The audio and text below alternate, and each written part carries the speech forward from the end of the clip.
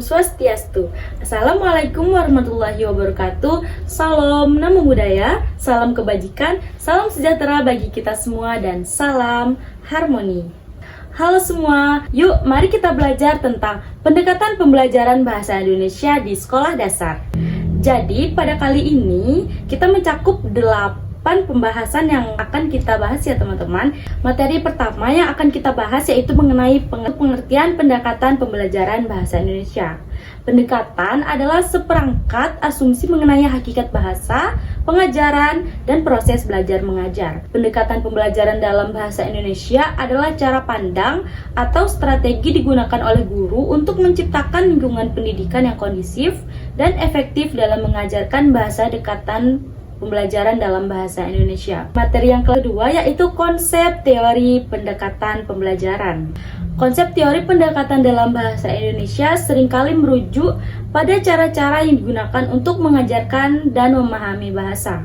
Selanjutnya ada penerapan pendekatan dalam pengajaran. Yang pertama kita akan menjelaskan di penggunaan media. Jadi dengan penggunaan media, dengan mengintegrasikan teknologi dan media dalam pengajaran untuk meningkatkan keterlibatan siswa.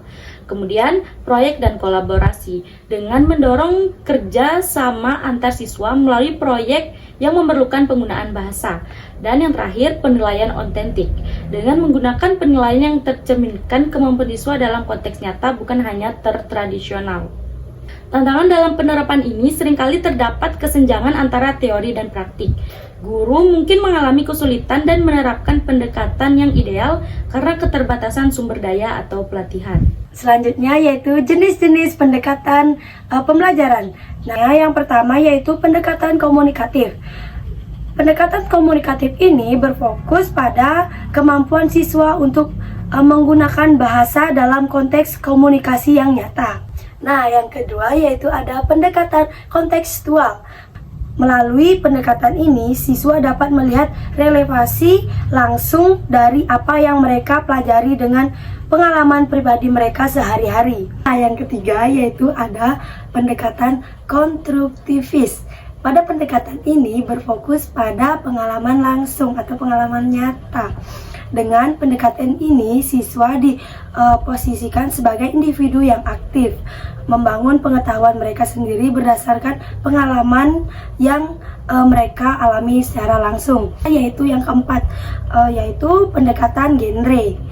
Pendekatan genre bertujuan untuk mengajarkan siswa berbagai jenis teks yang digunakan dalam komunikasi sehari-hari, mampu maupun akademik ataupun non-akademik. Nah, yang terakhir yaitu pengembangan interaktif. Pada perkembangan ini menggunakan beberapa keterampilan berbahasa dalam satu kegiatan pembelajaran. Keterampilan seperti menyimak, berbicara, membaca, dan menulis. Nah, selanjutnya yaitu manfaat pendekatan pembelajaran bahasa Indonesia. Nah, kali ini aku menemukan 7 manfaat. Yang pertama yaitu meningkatkan pemahaman materi. Pendekatan pembelajaran bahasa Indonesia memungkinkan siswa untuk memahami materi pembelajaran dengan lebih mendalam dan komprehensif. Yang kedua yaitu mendorong keterlibatan siswa. Pendekatan yang interaktif seperti pendekatan komunikatif dan kontekstual mendorong siswa untuk lebih aktif berpartisipasi dalam kegiatan belajar mengajar. Yang ketiga yaitu memfasilitasi pembelajaran multibahasa. Pendekatan bahasa Indonesia juga sangat membantu dalam pembelajaran bahasa asing seperti bahasa Inggris, Mandarin, atau bahasa lainnya dengan memanfaatkan bahasa Indonesia seperti pengantar, pengajar dapat memperkenalkan kosakata, tata bahasa atau struktur bahasa asing dengan mengaitkan pada konsep yang sudah dipahami siswa dalam bahasa Indonesia. Yang keempat yaitu meningkatkan motivasi dan kepercayaan diri. Ketika siswa mampu menggunakan bahasa yang mereka kuasai dengan baik dalam proses pembelajaran, ini dapat meningkatkan motivasi dan kepercayaan diri mereka. Kelima, yaitu mengembangkan keterampilan berbahasa secara holistik. Mendekatkan pembelajaran yang terintegrasi, memudahkan siswa untuk mengembangkan semua aspek keterampilan berbahasa secara seimbang, yaitu keterampilan menyimak, berbicara, membaca, dan menulis. Selanjutnya, yaitu menyesuaikan dengan beragam kemampuan siswa. Dalam setiap kelas, kemampuan siswa dalam memahami dan menggunakan bahasa Indonesia bisa sangat beragam. Pendekatan yang menggunakan bahasa Indonesia sebagai bahasa pengantar membantu pengajar untuk menyesuaikan metode pembelajaran dengan tingkat kemampuan siswa yang berbeda-beda.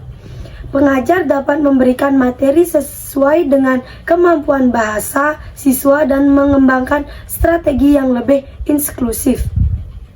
Yang terakhir yaitu menghubungkan pembelajaran dalam kehidupan sehari-hari.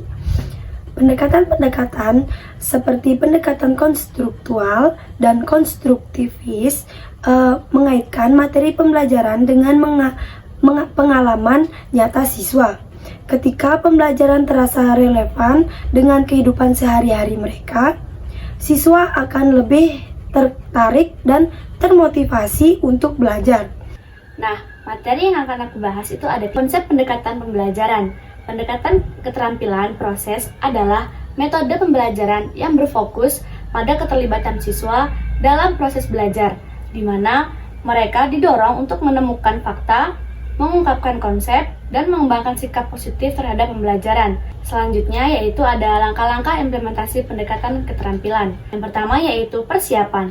Persiapan ini mencakup pemilihan sumber belajar, alat bantu, dan rencana kegiatan yang mendukung keterlibatan siswa. Yang kedua yaitu kegiatan awal. Kegiatan awal ini berfungsi untuk menarik perhatian siswa dan membangkitkan minat mereka terhadap materi yang akan kita jelaskan. Yang ketiga ada proses pembelajaran. Pada tahap ini, pengajar atau guru menggunakan metode aktif seperti diskusi, kerja kelompok, dan proyek untuk mendorong siswa berkontribusi dalam pembelajaran. Yang keempat yaitu ada pengamatan atau mengamati. Nah, dalam proses ini siswa diajak untuk mengamati penggunaan bahasa dalam konteks nyata, ceramah, atau menyaksikan pertunjukan. Dengan mengamati, siswa dapat mendalami konteks penggunaan bahasa dan memahami nuansa-nuansa yang ada dalam komunikasi sehari-hari. Yang kelima, yang terakhir ada refleksi. Setelah proses pembelajaran, penting untuk mengajak siswa merefleksikan apa yang telah dipelajari. Siswa diajak untuk berpikir tentang bagaimana pengetahuan baru tersebut dapat diterapkan dalam kehidupan sehari-hari mereka. Selanjutnya yaitu ada sasaran pendekatan pembelajaran. Nah, di sasaran pendekatan pembelajaran ini ada dua yang akan kita bahas. Yang pertama, sasaran pendekatan pembelajaran pada anak SD dan jenis pendekatan pembelajaran.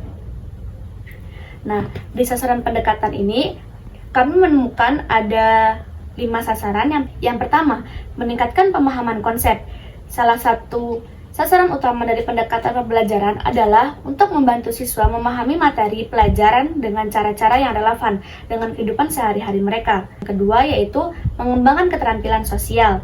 Mengembangkan keterampilan sosial adalah sasaran penting dalam pendidikan dasar. Melalui kegiatan kelompok dan interaksi antar siswa, pendekatan pembelajaran mendorong siswa untuk belajar berkolaborasi dengan sebaya mereka.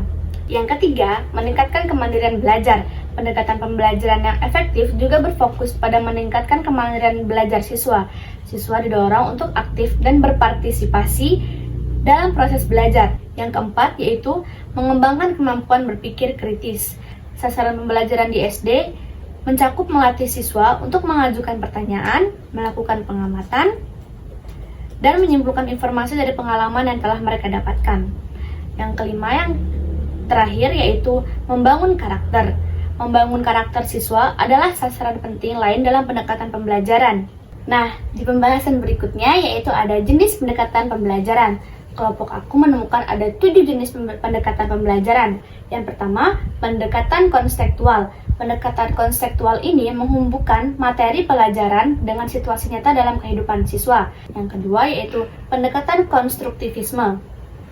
Pendekatan konstruktivisme ini mendorong siswa untuk belajar melalui metode ilmiah. Misalnya, siswa dapat diajak untuk berpartisipasi dalam proyek yang memerlukan penelitian, diskusi, dan presentasi. Yang ketiga yaitu pendekatan saintifik. Pendekatan saintifik ini mendorong siswa untuk belajar melalui metode ilmiah yang mencakup mengamati, bertanya, mengumpulkan data, dan menyimpulkan hasil dari eksperimen. Yang keempat yaitu pendekatan kooperatif.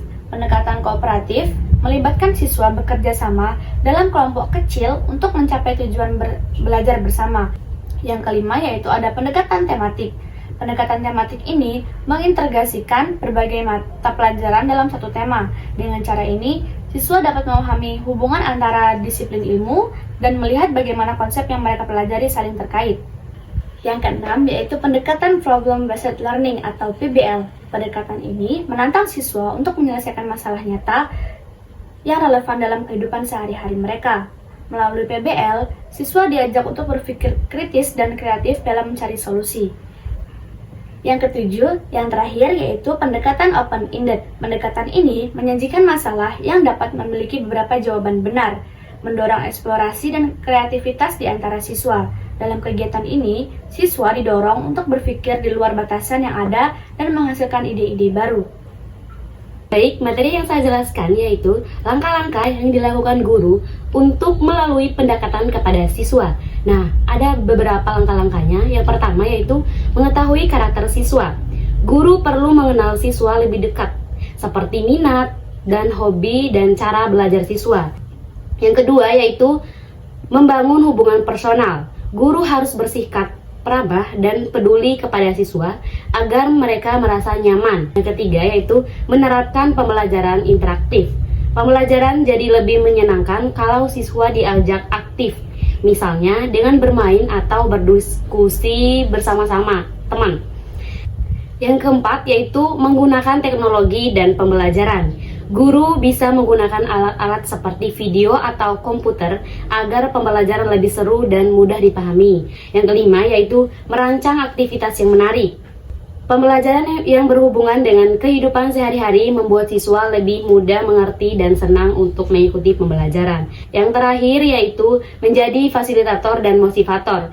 Guru harus mendukung siswa untuk berani bertanya dan berpendapat serta memberikan semangat agar siswa tidak mudah menyerah. Nah, nggak kerasa nih kita sudah ke materi terakhir. Nah, yuk lebih simak lagi tentang materi contoh pendekatan pembelajaran bahasa Indonesia di SD yang lebih efektif.